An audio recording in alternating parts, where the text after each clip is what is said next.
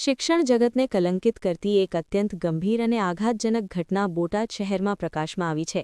Paliyad road પર આવેલી એક પ્રતિષ્ઠિત ગર્લ્સ હાઈસ્કૂલના આચાર્યએ શાળાની જ સગીર વિદ્યાર્થિનીઓ સાથે શારીરિક અડપલાં કર્યા હોવાની ફરિયાદ પોલીસ ચોપડે નોંધાઈ છે.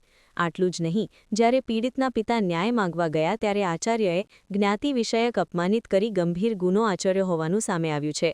ભોગ બનનાર 15 વર્ષીય વિદ્યાર્થિની જ્યારે આચાર્ય દિનેશ પરસોત્તમભાઈ ભુવાની ઓફિસમાં કાતર લેવા માટે ગઈ ત્યારે આચાર્યએ તેની મર્યાદા ઓળંગી હતી. આચાર્યએ વિદ્યાર્થિનીનો હાથ પકડીને પોતાની કમર પર રખાવ્યો હતો અને તારે આ જ સ્કૂલમાં કોમર્સમાં ભણવાનું છે, મને પ્રોમિસ કર તેમ કહી શારીરિક અડપના કર્યા હતા. વિદ્યાર્થિનીએ ઘરે જઈને માતાપિતાને આપવીતી જણાવતા જાણવા મળ્યું હતું કે આચાર્યએ અન્ય 2 વિદ્યાર્થીઓ સાથે પણ અગાઉ આવી જ રીતે અયોગ્ય વર્તન કર્યું હતું. તારીખ 18 ફેબ્રુઆરીના રોજ જ્યારે પીડિત વિદ્યાર્થિનીના પિતા અને અન્ય વાલીઓ શાળાએ પહોંચ્યા અને સીસીટીવી ફૂટેજ ચેક કરવાની માંગ કરી ત્યારે આચાર્યએ સહકાર આપવાને બદલે વાલીઓનું જ્ઞાતિ વિષયક અપમાન કર્યું હતું.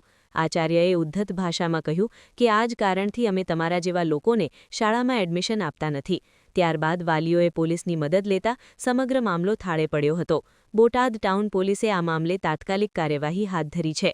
ફરિયાદીની ફરિયાદના આધારે આચાર્ય દિનેશ ભુવા વિરુદ્ધ બીએનએસ કલમ 75(1), પોક્સો એક્ટ કલમ 11(4) અને 12 અને એટ્રોસિટી મુજબની કલમો હેઠળ ફરિયાદ નોંધવામાં આવી છે.